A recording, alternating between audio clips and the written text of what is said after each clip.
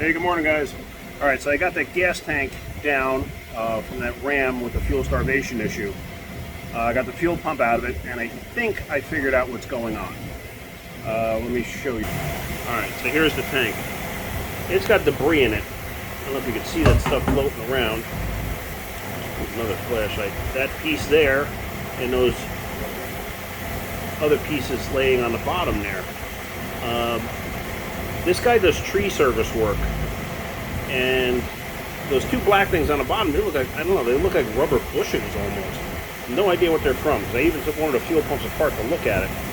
But let me show you what I found, which I find very interesting. And this is the pump that I just took out, which, like I said, is a brand new pump, but it's actually not the fault of the pump.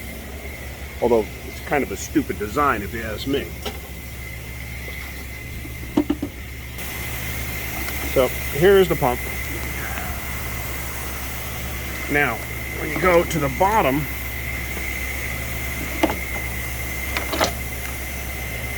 that's the pickup. What that does is that allows fuel to fill up this cylinder here, and the sock and everything else is internal. But what I found when I took this out was that. This little piece was stuck inside there, blocking fuel flow. So blocking fuel flow, obviously you're not going to get enough fuel, so the reserve that sits inside here was actually sucking dry. That's why if you shut it down and you let it sit for a minute and then you started driving it, everything seemed fine.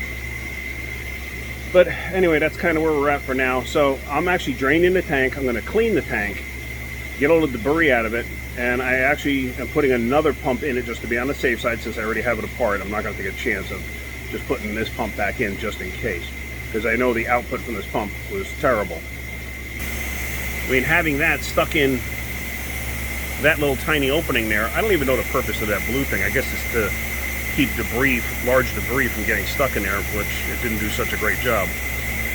But that's a factory design.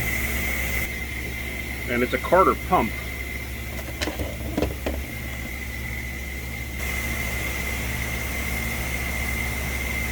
I mean, Carter makes some good stuff, so who the heck knows.